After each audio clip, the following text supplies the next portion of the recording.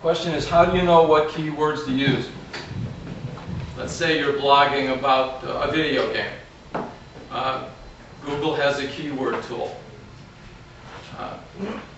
Put in the name of your video game or the manufacturer of the video game and hit the enter key, and it'll come back with hundreds and hundreds of suggestions.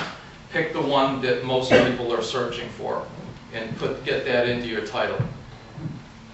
If you know someone in the field, obviously you're in the field, pick what you think would be the highest probability word that someone's going to look for to find the material in your blog. And then you can go over to Google and you can try that out and see if you're right. That's the best way. That's what I do. And that's the best way to do it. If you find a word that 3 million people are searching for, that's probably a good one to put in there.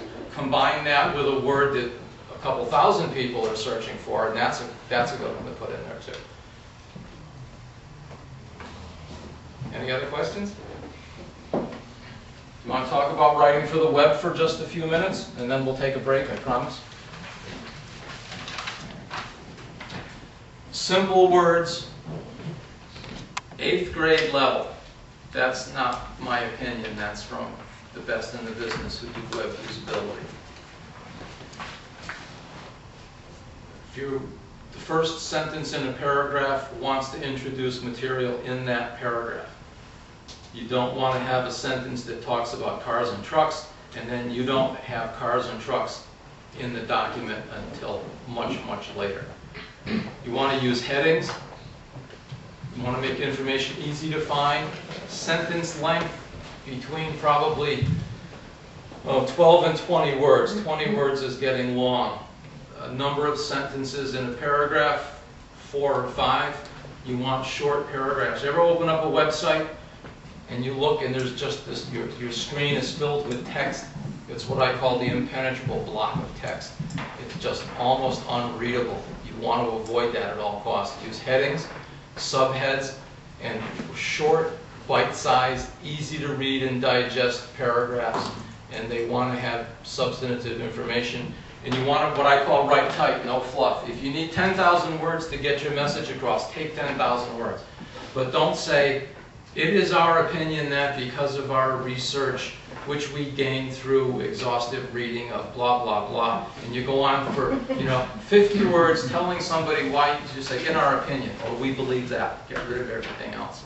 No fluff when you write for the web. If you write fluff, you can forget it. Really good friend of mine is a PhD. Do you ever read stuff that PhDs write? Have you ever read a dissertation that a PhD has written?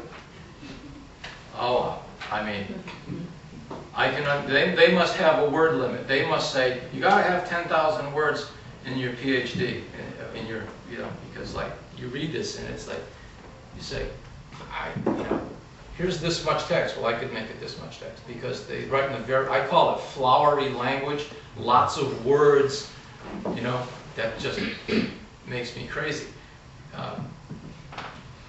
Let's just put it this way. There's a PhD who writes for one of our magazines that comes through our home.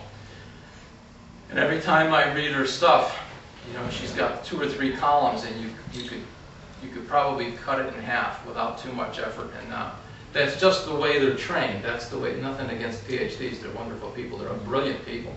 But they're trained to write in this flowery kind of language that brings in lots and lots of words. So you've got a lot of stuff to get through. That's the kiss of death on the web. Don't do that. Big mistake. No one will read your stuff. You can use different colored text to highlight things. If you want to have supporting information linked to it, hypertext links, that's the web. You can link to additional information. Then if the person wants to read it, the reader wants to read it, they can follow that link and they can read all your additional information. I've been to sites where they'll mention NASA, and they'll put, let's say, a link to NASA. So you follow the link, and where do you end up?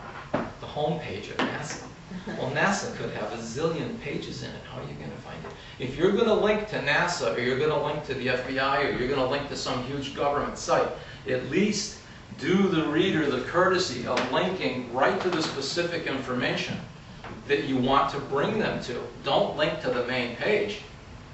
But I have found that that happens even if you try to give them the right page. It Really? just brings you to the... Oh, okay, I've never had that happen. I've had that happen several times. Okay. Not to the FBI or anybody. But, you know, where you would try to show them something specific, but it would just bring them to... Okay. If that's the case, what you can do is you can copy the information that you're referring to, put it on your website. That's called mirroring. Put the information right on your website, and then when you link to it, the link is on your website. I've done that with a lot of the stuff that I publish.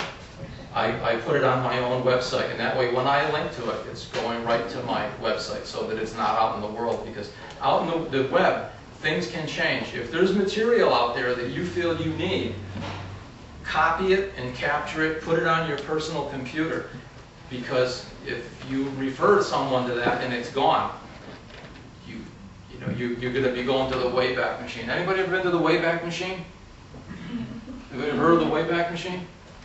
Remember, who was the guy on Rocky and Bullwinkle, the little scientist? Peabody? Say again? Peabody? Mr. Peabody. He had the Wayback Machine, and they would go back through time. If you go to the waybackmachine.com, you can find websites that existed a year ago, 2 years, 5 years. They literally copy the web and they put it out there. So if you need information and you can't find it, because the website doesn't exist, if you go to the Wayback Machine, you may be able to find it. But keeping it, mirroring it on your own site, certainly get it on your own computer. And that's easy to do. You go to your browser, you go File, Save As, and all kinds of magic happens, and you can tell the thing where to save it on your hard drive, and it'll write the whole website to your hard drive. Then you can move it over to your web page online if you want. Questions? Comments? When you're writing a good... Oh, I'm sorry, Peter, go ahead. Another stylistic mistake that I've encountered is a person who is a very good conversationalist, but then when they send you a follow-up email, they abandon that and then they take on this stilted formal style, such as one I got last week.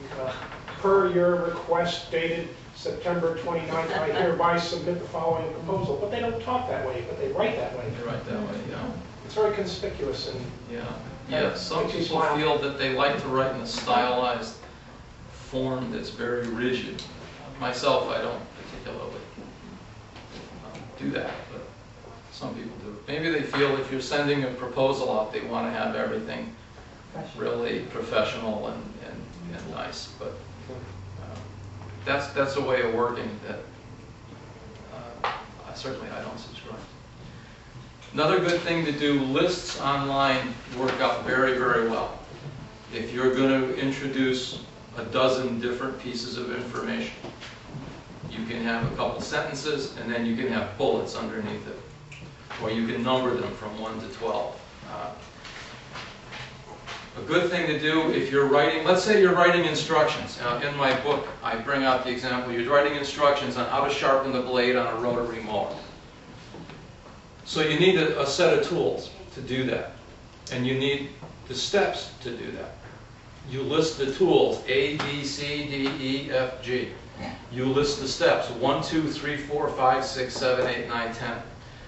Why do you do that? The people who are going to actually go out in the world and do this, they're going to print the instructions out.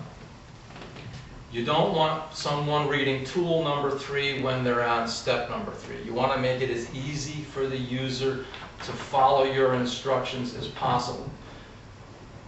So ABC, just a bunch of tool listings. It doesn't matter which comes first or which comes second.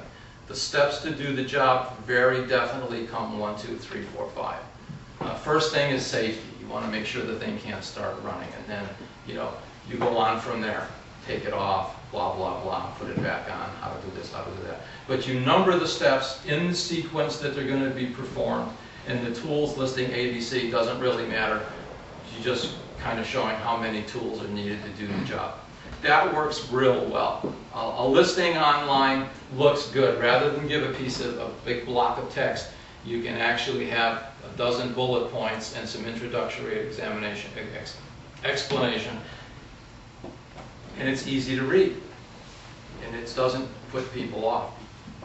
they get lost in all the text. Reading on a screen is not a great thing to do.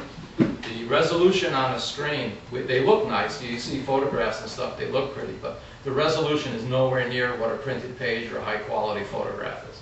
73 dots per inch, which most of our screens are running at. You print out a picture at 73 dpi, they look awful. You say, wow, it'll look good on screen. Well, if you want to print it out, you got to get the thing up to like 300 dpi, 200 or 300 dpi. And you get this nice big print that goes, it's like this big now, but it's at 300 dpi. It looks good, but it's small.